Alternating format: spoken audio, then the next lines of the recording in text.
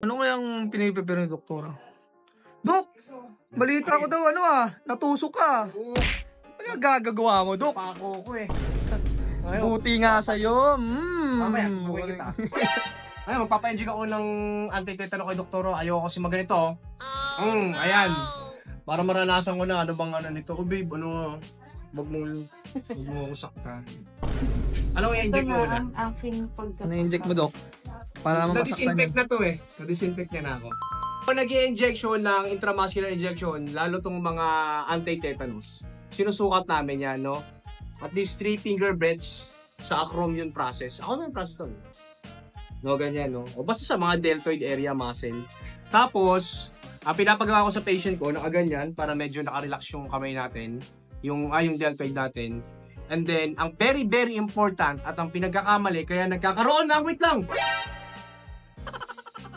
Kaya nagkakaroon ng mga paralysis kasi hindi nag-aspirate. So sa mga future nurses dyan at mga doktor, dapat mag-aspirate kayo bago nyo i-injection. Pag nakakuha kayo ng blood, out nyo yun, ibig sabihin nagkamali kayo, nakatusok kayo ng vessel.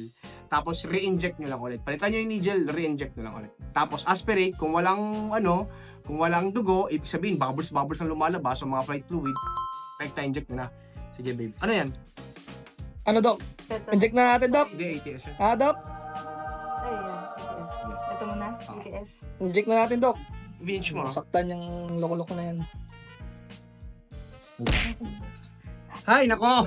Wait lang. Kasi ako natusok. Paano ha? Dark ha? Wait lang. Sige.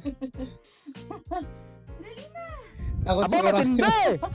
Ako. May kinakatakutan pala si Dok. Wait lang. Ay, nako. Hindi ka takot. Oh, no! Dali, tatawagan ko si tita.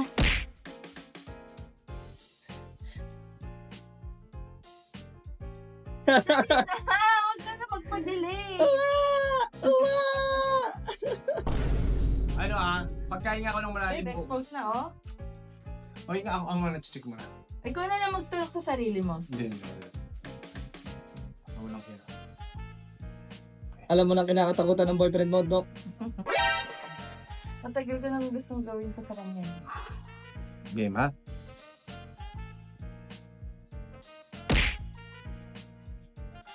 Pala para ka lang kinagat eh. Ang langgam.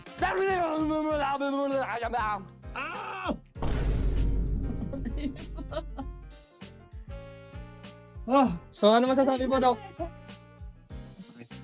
Masakit. Hindi na ako Hindi ako namoy doon. Yeah, yan ang mahirap. Dito na lang, sa gitna. Alam nyo ba guys, isa sa pinakamahirap na pasyente, kapwa ang doktor. Dito Doktor ang pinakamahirap na pasyente. Manado ka kasi eh.